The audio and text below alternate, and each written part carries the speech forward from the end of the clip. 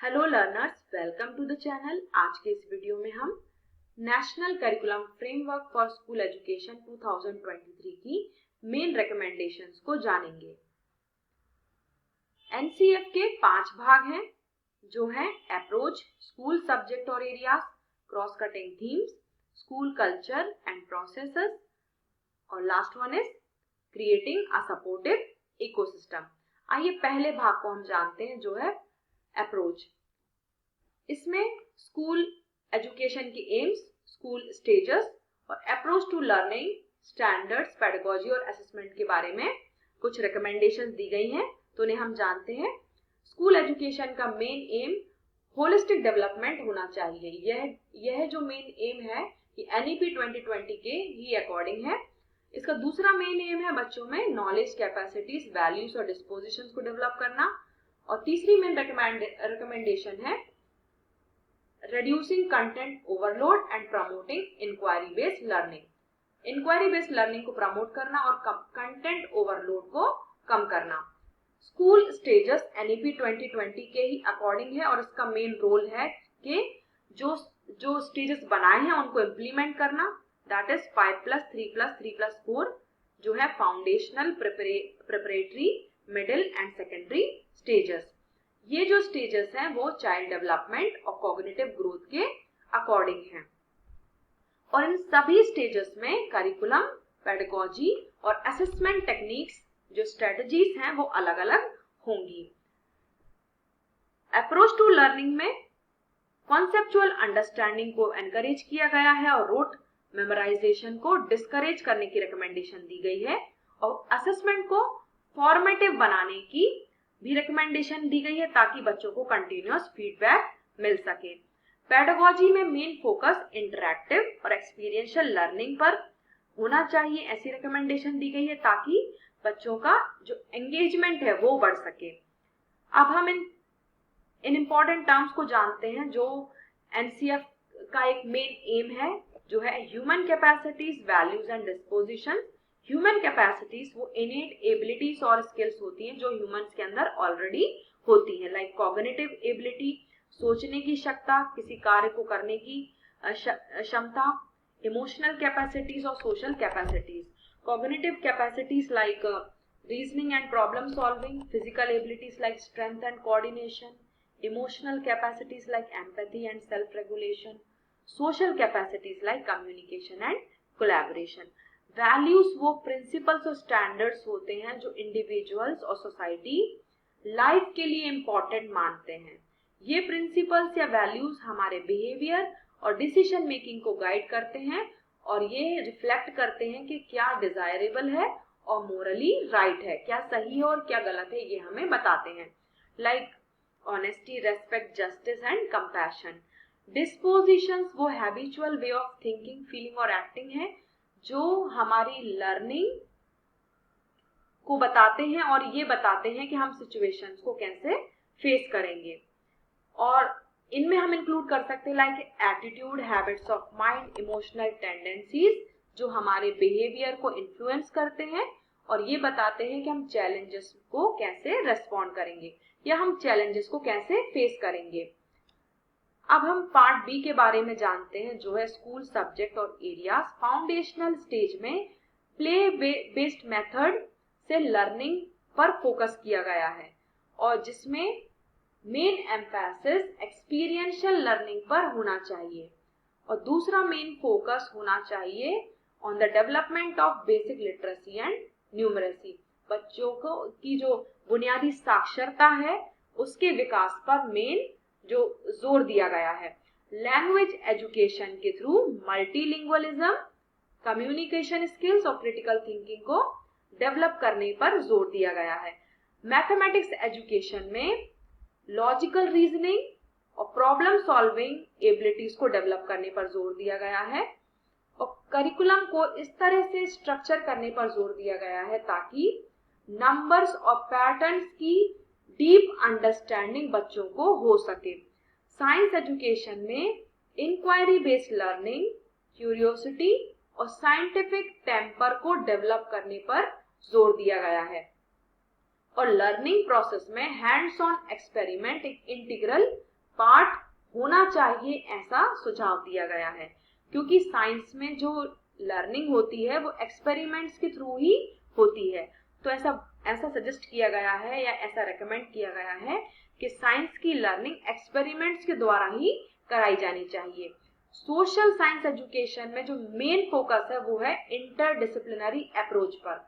इसमें सभी जो सोशल साइंस के एरियाज है like history, geography, political science, इनको इंटीग्रेट करके पढ़ाने पर जोर दिया गया ताकि बच्चों का जो सोशल पर्सपेक्टिव है वो ब्रॉड हो सके। और दूसरा मेन फोकस है on the development of civic values and understanding of social diversity. बच्चों के अंदर नागरिक मूल्य का विकास करना ताकि वह अच्छे नागरिक बन सके, और सामाजिक विभिन्नता की समझ का भी विकास करना ताकि समाज को एक सूत्र में बांधा जा सके।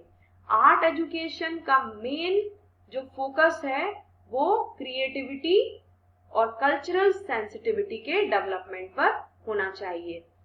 दूसरा मेन फोकस है इमोशनल वेलबींग के लिए विजुअल और परफॉर्मिंग आर्ट्स को यूज करना। इनको सब्जेक्ट टीचिंग में भी इंटीग्रेट करने पर जोर दिया गया है।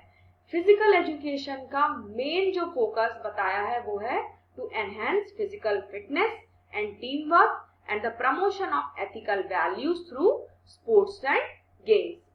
वोकेशनल एजुकेशन का मेन एम है to provide practical skills and exposure to various vocation.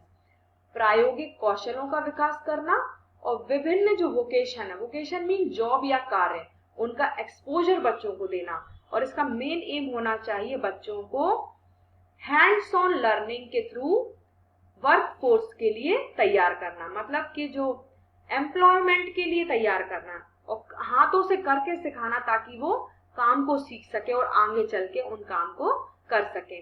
अब हम पार्ट 3 के बारे में जानते हैं, that is about cross cutting themes. जो हमारे समाज के जो मुख्य थीम्स हैं उनके बारे में चर्चा की गई है कि इनको भी इंटीग्रेट करना है। पहला है वैल्यूज, बच्चों के अंदर मोरल और एथिकल वैल्यूज को इंस्टिल करना, जैसे रेस्पेक्ट, टॉलरेंस और रेस्पॉन्सिबिलिटी। ये हमारे समाज के लिए बहुत जरूरी है, समाज के एकीकरण के लिए या समाज की यूनिटी के लिए जरूरी है। दूसरा है इंक्लूजन। हमारे देश में कई जाति, धर्म, संप्रदाय के लोग रहते हैं, जातिगत विभिन्नताएं हैं, लैंगिक अंतर हैं। इन सभी मुद्दों को एड्रेस करने के लिए इस क्रॉस कटिंग थीम को भी एनसीएफ ने इम्पोर्टेंट माना है। एनसीएफ ने रिकमेंड किया है कि जेंडर इक्वालिटी, कल्चरल डाइवर्सिटी और स्टूडेंट्स विद डिसेबिलिटी, इन सब के लिए सपोर्ट को सुनिश्चित करना, इन सभी को ध्यान देना, सभी पर ध्यान देना है और सभी को इक्वल कंसिडर करना है। आईसीटी को सभी सब्जेक्ट्स में इंटीग्रेट करना है ताकि बच्चों को डिजिटल एज के लिए तैयार किया जा सके। और नेक्स्ट क्रॉस कटिंग थीम है एनवायरनमेंट। इसमें जो मेन जोर है वो सस्टेनेबिलिटी और एनवायरमेंटल रेस्पॉन्सिबिलिटी की इंपॉर्टेंस पर है। और लास्ट जो क्रॉस कटिंग थीम है वो है रूटेडनेस इन इंडिया। बच्चों को कल्चरल और हिस्टोरिकल हेरिटेज का ज्ञान कराना ताकि वह अपनी सांस्कृतिक विरासत पर गर्व महसूस कर सके या गर्व कर सके। अब हम पार्ट डी के बारे में जानते हैं जो है स्कूल कल्चर और प्रोसेसेस। पहले हम स्कूल कल्चर के बारे में जानते हैं। एनसीएफ रेकमेंड करता है कि स्कूल का जो एनवायरनमेंट है वो पॉजिटिव और इंक्लूसिव होना चाहिए। पॉजिटिव जिसमें वह बिना भय के सीख सके, और इंक्लूसिव मतलब जिसमें सभी को इंक्लूड किया गया है या सभी का ध्यान रखा गया है ताकि उनकी लर्निंग को सपोर्ट किया जा सके। दूसरी जो मेन रिकमेंडेशन है स्कूल कल्चर में वो है वैल्यूज पर। बच्चों में रेस्पेक्ट और कोलैबोरेशन की वैल्यूज को डेवलप करना ताकि वह स्कूल में भी एक पॉजिटिव एनवायरनमेंट क्रिएट कर सके। अगला जो मेन एलिमेंट है पार्ट डी का वो है स्कूल प्रोसेसेस। ऐसी प्रोसेसेस को अडॉप्ट करना जिससे लर्निंग आउटकम्स को सपोर्ट मिल सके और एकेडमिक अकाउंटेबिलिटी बढ़े।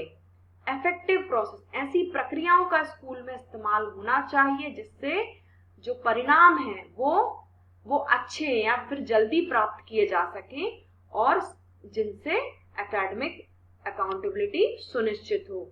ऐसी प्रोसेस को यूज करना है जिसमें स्टूडेंट और टीचर्स का कोलैबोरेशन हो, क्योंकि हम जानते हैं कि education is a multipolar process. जितना ज्यादा इंटरेक्शन और कोलैबोरेशन बढ़ेगा, बच्चों की लर्निंग उतनी ज्यादा बढ़ेगी। और असेसमेंट के कई तरीकों का इस्तेमाल करना है या फॉर्मेटिव असेसमेंट का यूज करना है और एक हेल्दी लर्निंग एनवायरनमेंट को मेंटेन करना है, जिससे बच्चों की लर्निंग को सपोर्ट मिले और लर्निंग आउटकम्स को भी सपोर्ट मिले। अब हम पार्ट ई के बारे में जानते हैं, जो है क्रिएटिंग अ सपोर्टिव इकोसिस्टम। इसमें पहला है ensuring N appropriate environment for learning. इसमें जो मेन फोकस किया गया है वो सेफ, रिसोर्सफुल और सपोर्टिव लर्निंग एनवायरनमेंट पर है, ताकि स्टूडेंट्स की लर्निंग को एनहांस किया जा सके। दूसरी जो मेन रिकमेंडेशन है वो प्यूपिल टीचर रेशियो के ऊपर है कि एक आइडियल स्टूडेंट टीचर रेशियो होना चाहिए ताकि बच्चों की जो लर्निंग है वो इफेक्टिव बन सके। तीसरा है एम्पावरिंग टीचर्स। ऐसा माना गया है कि teachers are central to the educational process and their training and professional development are key to achieving the goals of education. ये माना गया है कि शिक्षक एजुकेशनल प्रोसेस के केंद्र बिंदु होते हैं, तो उनको ट्रेनिंग मिलनी चाहिए और उनका प्रोफेशनल डेवलपमेंट होना चाहिए ताकि एजुकेशन के गोल्स को अचीव किया जा सके। सो फ्रेंड्स, आज के इस वीडियो में हमने NCF SE की जो मेन हाइलाइट्स है उनको जाना। Thank you so much.